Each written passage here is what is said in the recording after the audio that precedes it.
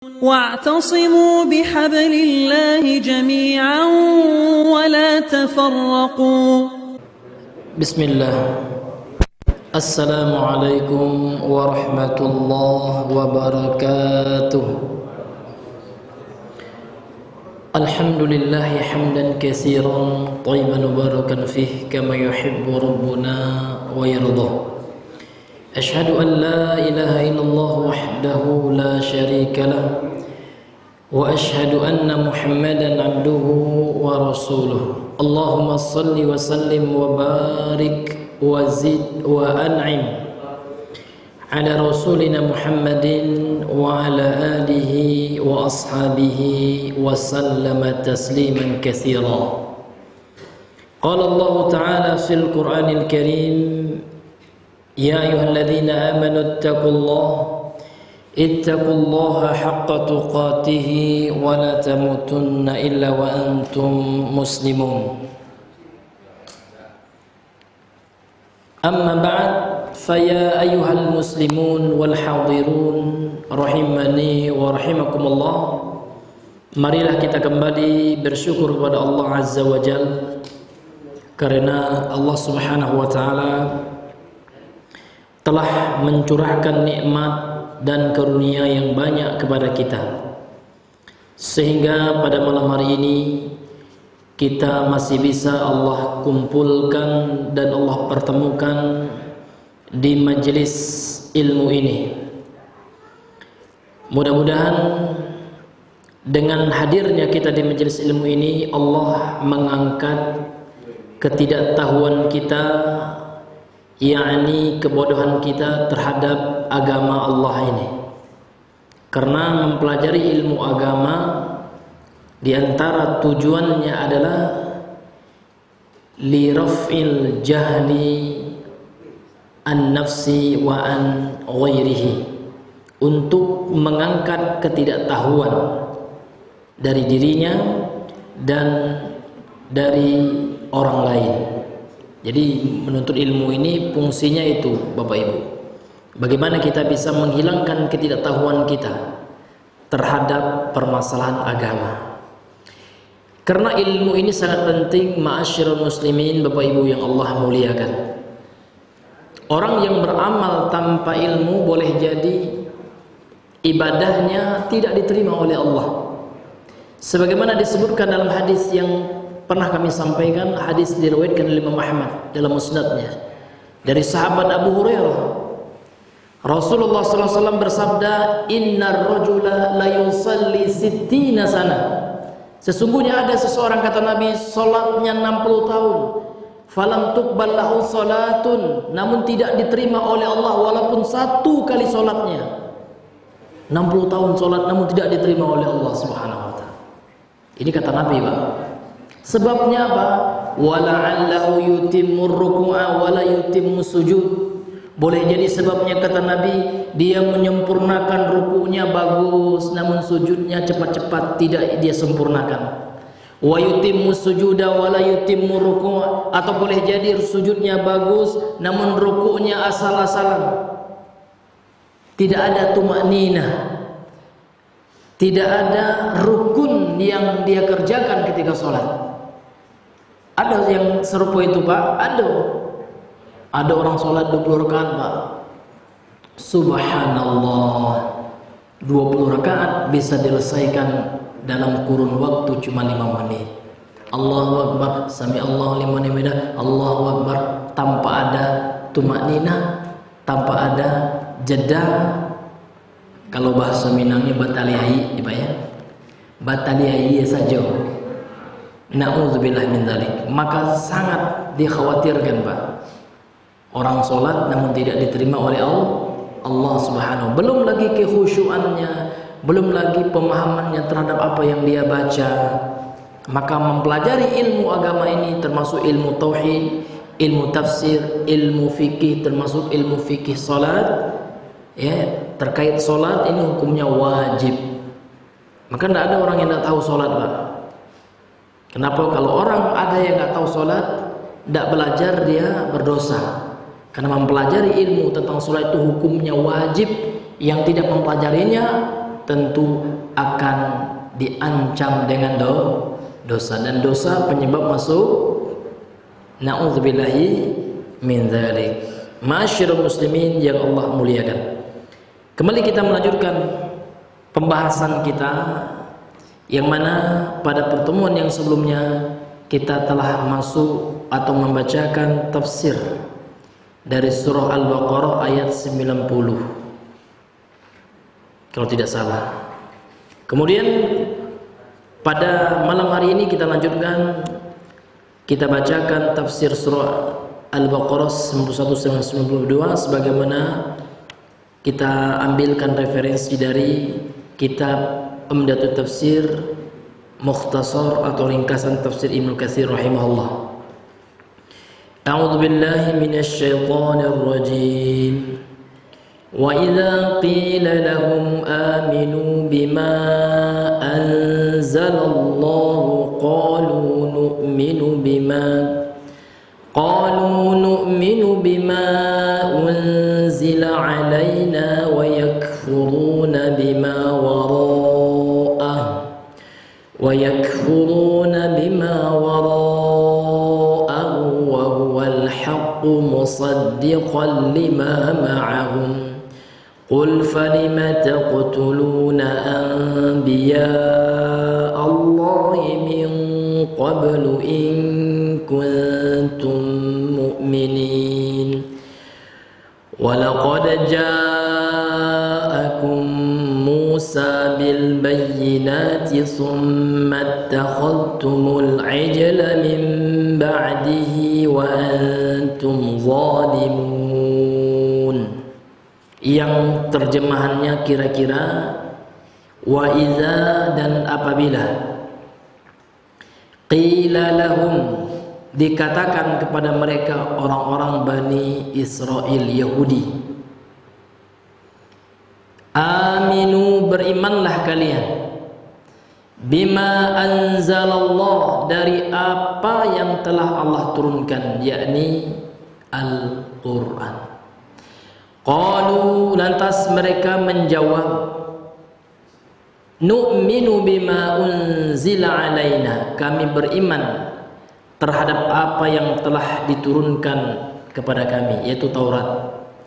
Wa yakfuruna bima wara'ahu, dan kami ingkar, kami kafir terhadap yang diturunkan setelahnya, di belakangnya, ini maksudnya setelahnya. Wa huwal haqqu, sedangkan Al-Quran itu adalah kebenaran. Musaddiqan lima ma'hum, yang membenarkan ayat-ayat atau kitab-kitab suci yang bersama mereka, yaitu Taurat. Jadi Al-Quran itu mengakui Taurat, membenarkan Taurat.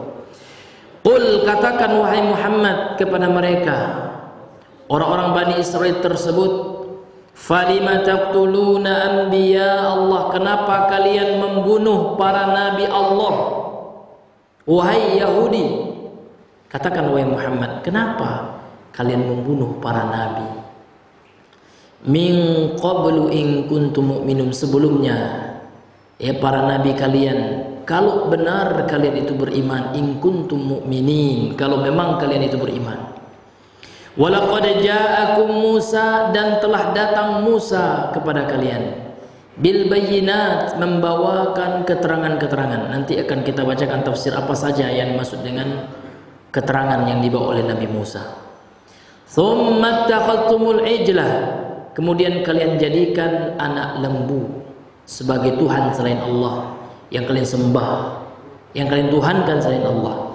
Mim ba'dihi, setelah Nabi Musa telah membimbing kalian, telah Allah turunkan kepada kalian, telah menjelaskan untuk mengesahkan Allah saja, lantas kemudian kalian jadikan anak lembu sebagai Tuhan. Na'udzubillah. Inilah Bani Israel, Pak, ya. Lah jelas-jelas datang Nabi diturunkan dari ras mereka, dari bangsa mereka, tetap mereka cenderung kepada kesyirikan. Wa antum zalimun, dan kalian betul-betul zalim. Kenapa zalim, Pak? Karena melakukan syirik. Syirik itu zalim yang paling zalim, yang paling besar. Tidak ada sesuatu yang melebihi kezaliman syirik. Yang mengatakan siapa? Tentu yang mengatakan adalah Rabbul Alamin, Allah. Sebagaimana firman Allah dalam surah apa? Luqman ayat 13. Di penghujung ayat Allah mengatakan innasyirka la zulmun azim. Sesungguhnya syirik itu adalah kezaliman yang paling zalim. Kemudian berkata Imam Ibnu Katsir, qala al-musannifu rahimahullah, berkata penulis yaitu Imam Ibnu Katsir rahimahullah, semoga Allah merahmati beliau. Bismillah.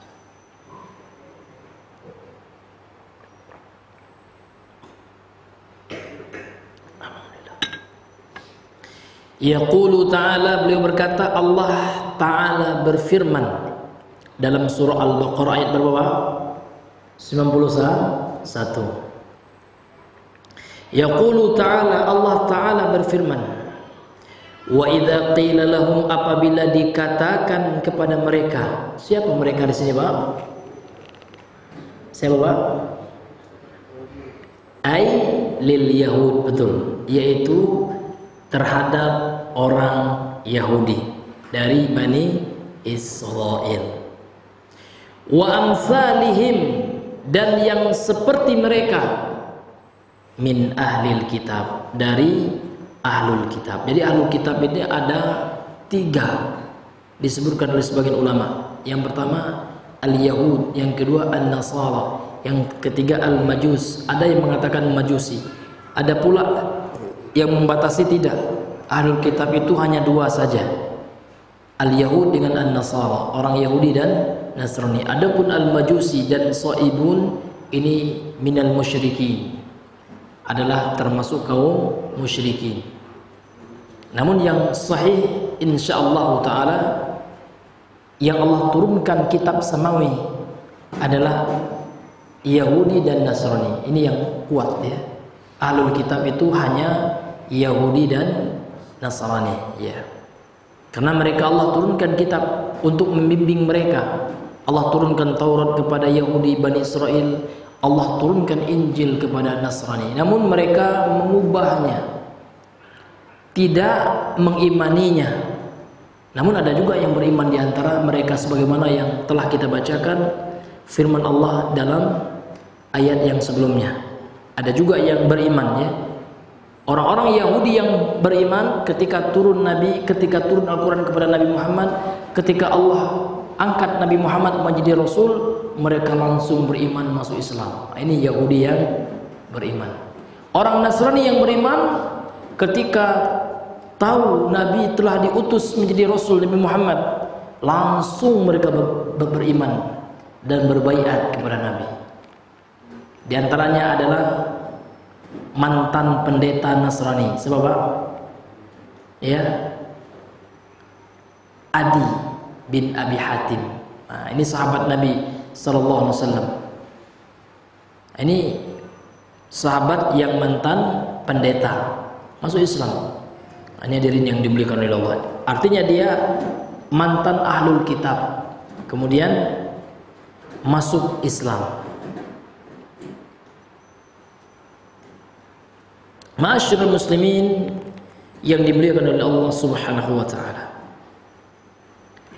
Kemudian Allah berfirman kepada mereka, yang mana Allah memerintahkan Nabi untuk menyampaikan kepada mereka firman Allah ini dengan firman-Nya, aminu, berimanlah kalian, bima anzalallah, dari apa yang telah Allah turunkan, ai ala Muhammadin sallallahu alaihi wasallam, kepada Nabi Muhammad sallallahu alaihi wasallam, yaitu apa? Al-Quran. Jadi Allah menyuruh Nabi untuk menyampaikan, untuk berdakwah kepada ahlul kitab. Ini menunjukkan dalil juga, Pak. Dalil ya, bahwasanya berdakwah itu tidak hanya untuk kaum muslimin. Menyampaikan Islam tidak sebatas untuk kaum muslimin, ini dakwah Islam. Jadi kita dakwah li ghairil muslimin, untuk kepada selain Islam juga. Dan dakwah Nabi seperti itu. Jadi ayat ini khusus diturunkan oleh Allah kepada Nabi untuk disampaikan kepada Yahudi. Ini ma'asyiral muslimin yang Allah muliakan. Maka boleh Pak, tidak jadi masalah. Yang tidak boleh itu memaksa. Beda dakwah dengan dakwah kan mengajak, bukan memaksa. Kalau tidak nio tidak ada Pak gitu ya. Karena kami pernah Pak mendatangi pendeta di Padang dulu, ada kawan kami datangi pendeta gereja Vatikan Katolik ya. Karena mereka ada dua Pak ya, ada Katolik, ada Protestan. Jadi teman saya ngajak saya Pak ya, dialog ya. Habis dialog kami ajak masuk Islam, tapi nggak mau ya udah. Tapi tidak boleh menyebarkan agama kepada orang yang beragama. Ini dalam konteks memaksa. Kita kan nggak ada memaksa Pak ya. Kalau niyo, kuda niyo ada gitu ya. Karena memang dalam konteks Islam itu la ikraha fid din, nggak ada paksaan. Jadi dakwah itu mengajak bukan memaksa. Ya kalau nggak mau ya udah gitu ya. Yang penting kita menyampaikan. Ini hadirin. Begitu juga Nabi Muhammad, Nabi tidak disuruh oleh Allah memaksa. Nggak ada paksaan. La ikraha fid din, qad tabayyana rusdu minal ghayy, kata Allah. Tidak ada paksaan dalam agama itu. Yang benar, yang salah Allah jelas. Standar kebenaran itu sudah jelas, yaitu Al-Quran. Ma'asyiral muslimin, ikhwani fid din wa akhwati fillah, azani Allah wa iyyakum. Kemudian maksudnya Allah menyuruh Nabi untuk menyampaikan aminu, berimanlah kalian wahai orang Yahudi gitu, terhadap apa yang telah Allah turunkan. Disuruh oleh Allah Nabi menyampaikan dakwah ini Pak. Saddiquhu, benarkanlah apa yang Allah turunkan atas Nabi, yakni Al-Quran. Wattabi'uhu, dan ikutilah ajaran syariat Nabi Muhammad sallallahu alaihi wasallam. Lantas kemudian Allah mengkabarkan, menceritakan jawaban orang-orang Nasrani, Yahudi itu. Apa jawaban mereka? Di lanjutan ayat ini. Qalu nu'minu bima unzila alaina. Mereka berkata, kami beriman terhadap apa yang diturunkan kepada kami saja. Dah, kami beriman kepada Taurat saja. Maksudnya kata Imam Ibnu Katsir, yakfinal imanu bima unzila alaina minat Taurati wal Injil. Cukuplah bagi kami beriman terhadap apa yang telah turunkan kepada kami minat Taurat, dari Injil, dari Taurat, wal Injil, dari Injil saja. Kalau dari Injil berarti ahlul kitab dari Nasrani. Kalau Taurat berarti ahlul kitab dari apa? Yahudi. Jadi cukuplah kami beriman kepada itu saja. Wala nuqiru illa bidzalika, wala niqiru illa bidzalika. Kami hanya membenarkan kecuali itu saja. Kami tidak membenarkan, tidak mengimani, tidak menetapkan illa bidzalika, kecuali yang telah Allah turunkan kepada kami itu saja. Wa yakfuruna bima wara'ah, dan mereka kufur, ingkar terhadap apa yang diturunkan di belakangnya. Yakni di belakang ini maksudnya kata Imam Ibnu Katsir, yakni bima ba'dahu, apa yang Allah turunkan setelah Taurat dan Injil. Mereka kufur Pak. Nah, maka inilah yang disebut dengan ahlul kitab yang kafir. Kalau ada pertanyaannya, Pak Ustadz, apakah ada ahlul kitab yang beriman? Ada, gitu ya. Adakah yang kafir? Ada. Gampang saja membedakannya. Yang beriman, yang ahlul kitab yang beriman adalah yang beriman kepada Al-Quran, itu beriman, dan mengakui Nabi Muhammad sebagai utusan Allah, Nabi yang terakhir, menerima syariat Nabi Muhammad. Berarti itu ahlul kitab yang muslim, itu masuk Islam. Adakah ahlul kitab yang kafir? Banyak. Seluruh ahlul kitab yang beriman kepada Injil atau Taurat, kalau bahasa sekarang, kalau dalam agama Yahudi sekarang Torah namanya, atau Talmud, ada juga disebut dengan istilah Talmud ya. Nah, mereka kalau beriman kepada Torah atau Talmud saja dan tidak beriman kepada Al-Quran, berarti kafir. Demikian juga Nasrani, kalau beriman kepada Bible saja atau Alkitab saja, ya beda-beda Pak. Katolik beda Alkitabnya. ya. Kemudian Protestan beda. Kemudian Pantai Costa beda lagi. Kami pernah tinggal di Duri itu, Pak. Ini macam-macam gereja banyak sekali, Pak, ya, di daerah Duri itu. Apalagi mau ke arah pinggir atau ke arah Dumai itu berderet, Pak. Namun ternyata beda-beda rupanya, ya, aliran kekristenannya beda-beda. Ya, ada Protestan nggak mau dia ikut berbakti di gereja Katolik nggak mau lagi di apa namanya itu advance, macam-macam ya. Hanya diri yang Allah muliakan. Karena memang Yahudi Nasrani itu kata Rasulullah akan berpecah belah juga. Sebagaimana dalam hadis sahih dari Imam Ahmad, sataftariqul yahud ila ya 70 firqah. Orang Yahudi kata Nabi sataftariqu akan berpecah belah ila 70 firqah, menjadi 70 kelompok. Kemudian Nasrani menjadi 72. Kalau dalam riwayat yang lain Yahudi 71. Dan umatku sataftariqu ummati ila salasin wa 70 firqah. Umatku kata Nabi juga akan berpecah menjadi 70 kelompok. Kulluhum finnar. Semuanya diancam neraka. Ini diancam, Pak. Ya, diancam itu maksudnya ya ada kemungkinan masuk neraka. Tapi apakah beda antara diancam dengan dipastikan? Beda. Diancam belum tentu masuk neraka. Ini kaidah dalam agama Islam, Pak. Selama dia tidak melakukan dosa kesyirikan dan pembatal keislaman, dia hanya tersesat saja. Ya, namun ketika dia tidak melakukan syirik besar, meninggal dalam tauhid, ya, atau tidak melakukan dosa pembatal keislaman yang lainnya, nawaqidul Islam, nah, itu diancam, bukan dipastikan. Beda, Pak, ya. Dalam Islam itu beda antara ancaman dan wa'id. Ya, itu ancaman dengan pemastian, ya, dengan memastikan. Ini beda, dua hal yang berbeda. Contoh, orang mencuri di dunia ini diancam masuk neraka. Apakah kita pastikan? Itu bukan akidah Ahlussunnah, tidak bisa. Tapi kalau akidah Khawarij, mereka pastikan. Kenapa? Karena mereka meyakini pelaku dosa besar itu kafir. Kalau Ahlussunnah tidak. Pelaku dosa selain pembatal keislaman itu tidak kafir. Bahkan pembatal keislaman pun tidak langsung kita cap kafir secara personnya. Boleh jadi ada penghalang. Makanya ada pembahasan dalam Dawabit Takfir, ada pembahasan, Pak, dalam ilmu akidah itu judul pembahasannya batasan pengkafiran seorang muslim. Ini muslim loh, agamanya muslim, kecuali dia memang bukan muslim, Pak, ya. Jadi kalau orang Islam melakukan dosa sekalipun dosa pembatal keislaman, tidak langsung kita vonis langsung kafir, dia tidak boleh. Karena boleh jadi ada penghalangnya. Apa penghalangnya? Ulama mengatakan qad yakunu jahilan.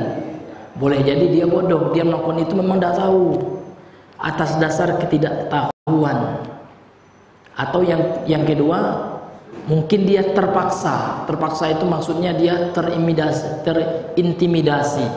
Mungkin ada orang non muslim yang mengancamnya, "Bapak, ya, lakukan itu, sujud sama pohon itu, ya, kalau nggak saya bunuh loh," gitu. Hatinya tetap beriman kepada Allah, namun dia dipaksa dalam keadaan darurat, mau dibunuh dia atau mau diancam anaknya, ya kan, anaknya mau dibunuh, keluarganya. Ini dalam keadaan terpaksa. Ini juga nggak boleh langsung kita vonis. Intinya apa, Pak? Intinya memang, ya, dalam akidah Ahlussunnah itu orang yang melakukan dosa besar itu tidak bisa kita pastikan masuk neraka. Yang dipastikan itu kalau orang yang murtad, itu pasti itu. Kalau dia nggak masuk Islam, ya, atau orang yang melakukan dosa syirik besar dan dia telah tahu itu syirik, telah ditegakkan hujjah kepadanya, telah disampaikan ini syirik, Pak, gitu, ya. Tahu, Pak, tahu, gitu. Sadar, nggak dipaksa, dah, gitu, ya.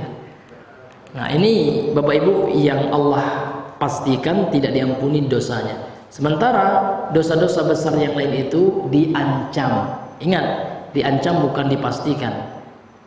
Karena dalam akidah Ahlussunnah wal Jamaah, pelaku dosa besar itu tahta masyiatillah. Keadaannya itu di bawah kehendak Allah. Apabila Allah menghendaki, Allah mengampuni dosanya. Mungkin tauhidnya masya Allah besar ya.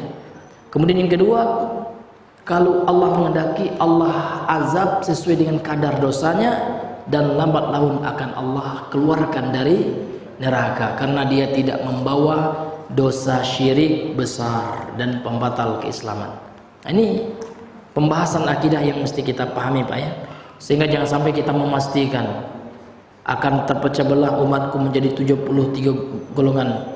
Ini kan Nabi mengatakan umatku, yang namanya umat Nabi itu ya tidak dipastikan kekal, enggak, namun diancam. Karena banyak juga orang menolak hadis ini Pak ya. Oh bahaya hadis ini memecah belah. Nauzubillah, enggak ya. Hadis ini sifatnya ancaman, bukan pemastian. Ini Bapak Ibu yang Allah muliakan. Kemudian kita kembali kepada tafsir surah Al-Baqarah 91 ini ya, kita kembali ya kepada perkataan Imam Ibnu Katsir. Jadi orang-orang Bani Israel, orang-orang Yahudi ya, atau Ahlul Kitab, mereka mengingkari apa yang Allah turunkan kepada Nabi Muhammad, Al-Quran ya. Kemudian Allah mengatakan wa huwal haqqu, dan Al-Quran itu yang Allah turunkan kepada Nabi Muhammad itu adalah kebenaran ya. Jadi nggak boleh kita meragukan ya Pak ya, mesti kita yakini sebagai sebuah itu konsekuensi keimanan. Jadi umat Islam itu ideologinya, keimanannya beriman kepada Al-Quran, beriman kepada kitab suci Allah, diantaranya Al-Quran, dan beriman bahwasanya Al-Quran ini adalah ayat yang terakhir atau kitab yang terakhir.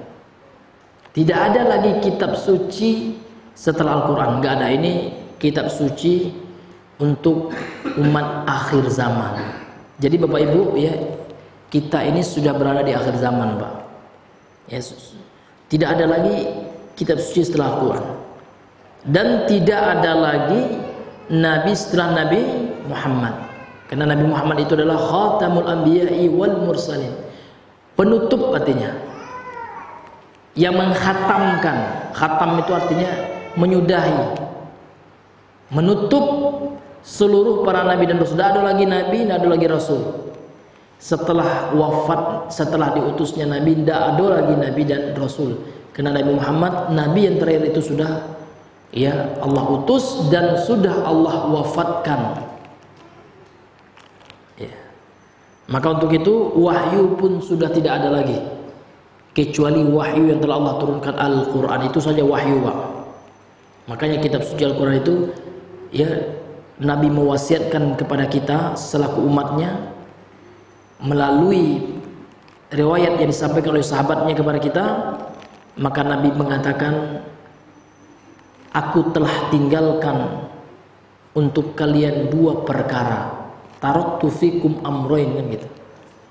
Aku telah tinggalkan kepada kalian, itu kita Pak ya. Secara tidak langsung Nabi memberikan wasiat luar biasa kepada kita. Aku telah tinggalkan kepada kalian amroin, dua hal, dua perkara. In tamassaktum bihi, maka kalau kalian berpegang teguh dengan keduanya, kalian pelajari, kalian renungi, kalian tadaburi maknanya, kalian baca. Ini banyak orang tidak baca Quran Pak. Sehari kadang-kadang ada orang tidak terlihat Al-Quran. Ada yang rajin baca, tidak paham makna yang dibaca. Ada yang bisa baca terjemahan tafsir, tidak paham. Jadi harus ada kegiatan rutin kita sebagai umat Islam ini Pak. Kita buat jadwalnya ya, sehari itu minimal kita baca 1 lembar misalnya, lengkap dengan terjemahan dan tafsirnya. Karena memang bukan bahasa kita, mohon maaf, mungkin kita tidak belajar bahasa Arab pula gitu ya. Namun kita sudah dimudahkan sekarang Pak. Bagi yang tidak bisa berbahasa Arab, sudah ada ahli bahasa, sudah di Indonesiakan. Nah ini. Kemudian setelah itu Pak, buku tafsir banyak dijual. Belilah Pak ya. Jadikan kegiatan rutin kita itu. Karena memang janji Nabi seperti itu. In tamassaktum bihi, kalau kalian berpegang teguh dengan keduanya, Kalian tidak akan sesat, kan Nabi. Lan tadillu abadan, ini janji Nabi. Kalian nggak akan sesat, pasti nggak sesat. Karena Nabi kalau berjanji nggak membual. Nih, janji Nabi itu pasti. Karena Nabi itu orang yang paling jujur manusianya. Apa yang dua itu? Kitabullah, Al-Quran, kitabnya Allah, Al-Quran, wasunnati, dan sunnah. Maka kita beli, Pak, Sahih Bukhari Muslim, hendaknya ada ya di rumah kita. Beli juga syarahnya, penjelasannya. Kalau Sahih Al-Bukhari, penjelasannya atau tafsirnya yang paling lengkap itu adalah Fathul Bari, tulisan Imam ya Ibnu Hajar Al-Asqalani. Sudah ada juga terjemahannya, Pak, kalau tidak salah. Kemudian Sahih Muslim, tafsirnya atau syarah penjelasannya yang paling kompleks itu adalah Al-Minhaj ya fi syarh Sahih Muslim, penjelasan Sahih Muslim yang ditulis oleh Imam An-Nawawi. Nah, kalau dapat, Pak, beli setelah itu Kutubus Sittah, Sunan At-Tirmizi, banyak jualnya, Sunan An-Nasa'i, Sunan Abu Daud, Sunan Ibnu Majah ya, An-Nasa'i, At-Tirmizi, Abu Daud, Ibnu Majah, apa satu lagi, Pak? Bukhari, Muslim, 6 itu. Itu namanya Kutubus Sittah. Nah, kalau bisa ada lagi kitab, tambah lagi 3 lagi 9, namanya Kutubut Tis'ah. Tambah dengan Sunan Ad-Darimi, tambah dengan Sunan Al-Baihaqi ya, tambah lagi dengan Sunan Ibnu Ibnu Razak ya, gurunya Imam Ahmad, atau tambah lagi kitab Musnad Imam Ahmad. Jadi banyak, Pak, ya. Yang Sunan Nabi itu banyak referensi kitabnya, Pak. Namun yang dasar-dasar saja dulu, Pak, kita beli aja yang disepakati sahihnya oleh ulama itu ya Sahih Bukhari dan Muslim, itu harus ada, Pak. Jadi ada Al-Quran di rumah kita, ada tafsirnya, ada hadisnya Sahih Bukhari Muslim. Nah, kalau kita pelajari itu, kita baca ya, terjemahannya pun sudah banyak. Disitulah kita bisa nanti berpegang teguh dengan Al-Quran dan Sunnah. Ini bagaimana? Orang kan bilang, mari berpegang teguh Al-Quran dan Sunnah. Tidak dibaca sunnahnya itu. Baca mana nak berpegang teguh? Baca pun tidak. Nah, ini harus ada, Pak. Sehari kita baca 2 hadis minimal, Pak, ya. Iya, dalam Sahih Al-Bukhari kita baca. Ya, kalau bisa kita baca pula keterangan ulamanya ya. Tetapi kalau belum terbeli yang itu, ya minimal terjemahannya kita baca, Pak. Karena sunnah Nabi itu akan melembutkan hati kita. Karena sebaik-baik petunjuk itu adalah petunjuknya Nabi, yaitu sunnah Nabi SAW. Ini Bapak Ibu yang Allah muliakan. Sehingga kalau kita baca, pelajari Al-Quran, pelajari hadis Nabi, Pak, itu yang nanti menuntun kita dalam kehidupan ini.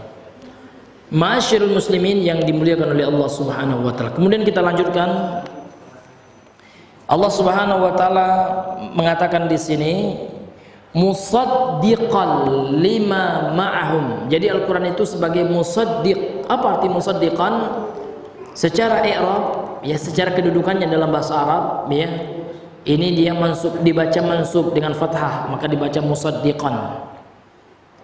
Sebagai apa dia? Dalam ilmu i'rab dia sebagai hal, keadaan, kondisi. Maksudnya adalah, kata Imam Ibnu Katsir, fi hali tasdiqihi lima ma'hum minat Taurati wal Injil, yaitu Al-Qur'an itu kondisinya adalah membenarkan gitu ya, kitab suci yang bersama mereka orang-orang Yahudi Nasrani itu, berupa apa? Minat Taurati wal Injil, berupa Taurat dan Injil. Itu kitab suci yang Allah telah turunkan kepada Yahudi dan Nasrani, dan Al-Quran membenarkan itu. Al-Quran mengajarkan pemeluknya untuk beriman, namun bedanya, Pak, ya, bahwasanya kita yakini berdasarkan Al-Quran, kitab suci sebelum Al-Quran tidak berlaku lagi. Memang kita mengimani ada, betul. Namun Injil itu khusus Allah turunkan untuk pengikut Nabi Isa saja, umat Nabi Isa saja. Demikian juga Taurat itu hanya Allah turunkan untuk umat Nabi Musa saja. Sementara Al-Quran itu Allah turunkan untuk seluruh manusia sampai hari kiamat. Sehingga Taurat dan Injil tidak lagi berlaku, Pak. Karena sudah disempurnakan dengan Al-Quran. Jadi Al-Quran itu Allah turunkan penyempurna Taurat dan Injil yang telah Allah turunkan tadi kepada Nabi Musa dan Nabi Isa alaihissalam. Kemudian Bapak Ibu yang dirahmati oleh Allah, beliau Imam Ibnu Katsir melanjutkan, fal hujjatu qa'imatun alaihim bidzalika, maka hujjah telah tegak atas mereka. Jadi telah Allah tegakkan kebenaran itu, telah Allah tampakkan kebenaran itu kepada Yahudi dan Nasrani itu, kepada Ahlul Kitab, dengan diturunkannya Al-Quran. Kama qala ta'ala, sebagaimana firman Allah dalam ayat yang lain, ya. Allah berfirman, alladzina atainahumul kitab, sesungguhnya orang-orang yang telah kami berikan kepada mereka kitab, orang-orang yang telah kami berikan kepada mereka kitab, yakni kitab suci, Yahudi dan Nasrani, gitu ya. Ya'rifunahu, mereka mengenal Nabi Muhammad, mereka kenal kepada Nabi, Pak. Berdasarkan kitab suci mereka, Allah telah memperkenalkan bahwasanya di akhir zaman akan muncul seorang nabi yang tidak ada lagi nabi setelah beliau, yang akan membawa kitab suci yang penyempurna kitab suci-suci yang sebelumnya, yang tidak ada lagi kitab suci setelah Al-Quran. Jadi orang-orang Nasrani dan Yahudi, orang Ahlul Kitab itu tahu, kata Allah, ya'rifunahu, mereka tahu itu, kama ya'rifuna abna'ahum, sebagaimana mereka tahu tentang anak-anak mereka. Jadi mereka tahu kebenaran yang dibawa Nabi itu benar, Pak. Sebagaimana mereka tahu tentang anak-anak mereka yang lahir di tengah-tengah keluarga mereka, tahu mereka. Jadi ini perumpamaan yang diberikan oleh Allah, ya, menunjukkan bahwasanya orang-orang Ahlul Kitab itu sebenarnya tahu kebenaran, namun mereka tidak mau mengamalkannya. Kenapa? Telah kita bahas sebelumnya, apa sebabnya? Karena rasa hasad, ya, karena dengki, karena mereka berharap Nabi terakhir itu berasal dari ras mereka, dari kaum mereka, dari Bani Israel. Ternyata tidak. Ternyata Allah turunkan dari bangsa Arab yang berasal dari Bani Ismail, bukan dari Bani Israel. Dari keturunan Nabi Ismail alaihissalam, bukan dari keturunan Nabi Israel. Israel itu nama lain dari Nabi Yakub. Ma'asyiral muslimin yang Allah muliakan. Qala ta'ala, kemudian Allah Subhanahu wa taala berfirman, ini lanjutan, Pak, ya, lanjutan dari penggalan firman Allah tadi, wa wal haqqu musaddiqan lima ma'hum, ya. Qul, katakan wahai Muhammad, kata Allah, falima taqtuluna anbiya Allahi, kenapa kalian membunuh nabi-nabi Allah, min qablu, sebelumnya. Kalau kalian beriman kepada Taurat, wahai Yahudi atau Nasrani, kalau kalian beriman kepada Injil, gitu ya, namun kenapa kalian membunuh para nabi Allah? Nabi Zakaria ini dibunuh oleh umatnya, oleh kaumnya, pengikutnya, oleh manusia yang diturunkan kepada mereka nabi. Nabi Zakaria itu dibunuh, Pak. Kalau kita baca sejarah beliau, dibunuh oleh kaumnya. Nabi Musa mau dibunuh juga, dikejar-kejar oleh Firaun dan bala tentaranya, Pak. Namun Allah selamatkan. Allah tampakkan mukjizat besar dari tangan Nabi Musa. Allah suruh Nabi Musa melempar, idrib bi'asaka, ya, pukullah lautan itu dengan tongkatmu, lantas kemudian terbelah menjadi jalan besar, disusul oleh Firaun dan bala tentaranya. Ketika Nabi Musa telah sampai ke seberang, oh, kemudian Allah, ya, Allah kembalikan jalan itu menjadi air laut. Lantas kemudian, ya, terbenamlah Firaun dan bala tentaranya. Kemudian Allah jadikan mereka sebagai tanda kebesaran Allah, dan Allah tampakkan sampai sekarang. Dalam Al-Quran kan Allah akan pelihara jasad Firaun itu, betul, Pak? Sehingga bisa kita buktikan sekarang di Mesir itu masih ada mumi Firaun. Jadi kalau Bapak ingin jalan-jalan ke Mesir, Pak, bisa lihat di museum, ya, dekat piramid, dekat piramida di Mesir itu ada museum khusus mumi Fir'aun. Memang Allah telah berjanji dalam Al-Quran, Allah akan jadikan Fir'aun itu sebagai tanda-tanda kebesaran Allah sehingga bisa dilihat dengan mata kita. Betul kan? Kisah Al-Quran itu tidak bohong kan? Betul, Al-Quran telah menjelaskan. Bukan hoax ya, bukan fiksi. Kan ada pula orang Pak sok keren ya bilang kitab suci itu fiksi. Kitab suci yang mana? Kalau yang asli seperti Al-Quran tidak fiksi, tapi kalau Bible itu boleh jadi Pak ya, karena sudah dirubah-rubah oleh tangan manusia, karena tidak original lagi itu Bible ya, Alkitab yang ada itu, atau Torah Talmud yang ada itu nggak original, karena Allah sendiri yang mengatakan dalam Al-Quran orang-orang pendeta Yahudi dan Nasrani itu mereka telah merubah-rubah, yuharrifunal kaliman mawadhi'i, kata Allah, mereka telah melakukan distorsi, tahrif itu distorsi ya. Mereka telah merubah gitu kata-kata dalam ayat suci mereka sesuai dengan kemauan mereka untuk mereka jadikan barang dagangan untuk pengikutnya. Apa yang suka pengikutnya? Contoh, kita ambil contoh Pak. Dalam perjanjian lama, dalam kitab Imamat ayat pasal yang ke-9 dikatakan babi itu haram.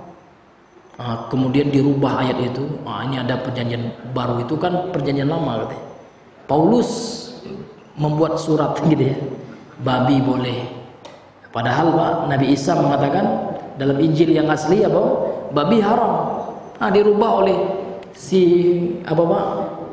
Si Paulus itu. Tiba pengikut Paulus di Indonesia dicium lo kepalanya. Ya. Itu bongak, kata orang Pekumbo ya, bongak itu orang. Paus dicium lo kepalanya. Na'udzubillahi min dari orang yang mempersekutukan Allah kok diagung-agungkan gitu. Orang Islam tidak boleh kajian, dilarang untuk pengajian, mengajak kepada tauhid dilarang. Sementara kaum orang musyrik yang mengatakan Allah punya anak, ya kan, dihargai, dihormati. Mana toleransi yang berkeadilan itu? Ya kan? Umat Islam dilarang pengajian, dibubarkan. Ya kan? Tiba musuh Allah dicium ya, gitu, na'udzubillah. Ngeri kita Pak ya, zaman sekarang itu fitnah luar biasa. Ini Bapak Ibu yang dimuliakan oleh Allah Subhanahu wa ta'ala. Boleh ya kita menghargainya selama dia tidak memerangi kita, tidak apa-apa. Namun jangan ya lebih ditinggikan daripada umat Islam sendiri. Ya kan? Ini Bapak Ibu yang dimuliakan oleh Allah Subhanahu wa ta'ala. Maksudnya kata Imam Ibnu Katsir ya terhadap firman Allah tadi, yaitu in kuntum shadiqina fi da'wakumul iman, kalau seandainya kalian jujur terhadap klaim kalian, terhadap pengakuan kalian bahwasanya kalian beriman, bima unzila ilaikum, terhadap apa yang telah Allah turunkan kepada kalian, yaitu Taurat, falima qataltumul anbiya, lantas kenapa kemudian kalian membunuh para nabi kalian?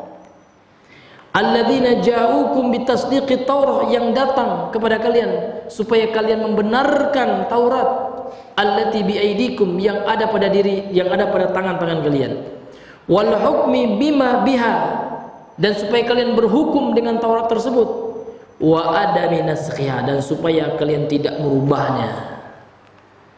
Kalau kalian betul-betul beriman, mengaku beriman kepada kitab yang Allah turunkan sebelum kalian berupa Taurat, namun kenapa nabi kalian bunuh gitu ya? Berarti kalian itu hanya di mulut saja mengaku beriman Pak ya, seperti orang munafik di kalangan umat Islam.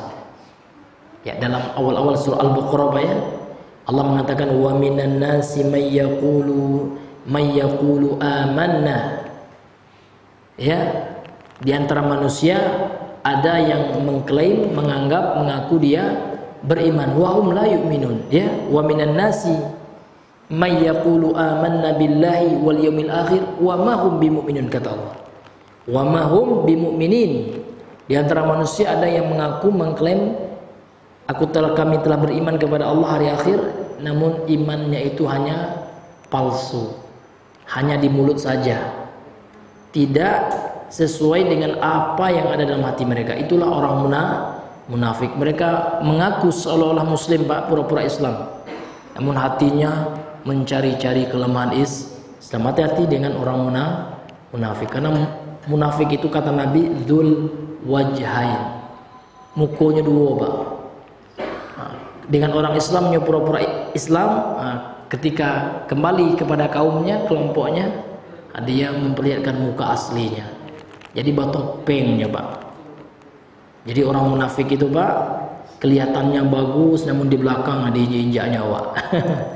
Tidak tulus mereka. Ini Bapak Ibu yang dimuliakan oleh Allah Subhanahu wa taala. Masuk waktu, Pak? Iya, Masya Allah. Taib, karena sudah masuk waktu, Pak, mungkin kita cukupkan dulu sampai di sini pembahasan kita pada malam hari ini. Mudah-mudahan yang sedikit ini bisa bermanfaat, terutama bagi kami yang menyampaikannya. Subhanakallahumma bihamdika asyhadu an la ilaha illa anta astaghfiruka wa atubu ilaik. Assalamualaikum warahmatullahi wabarakatuh.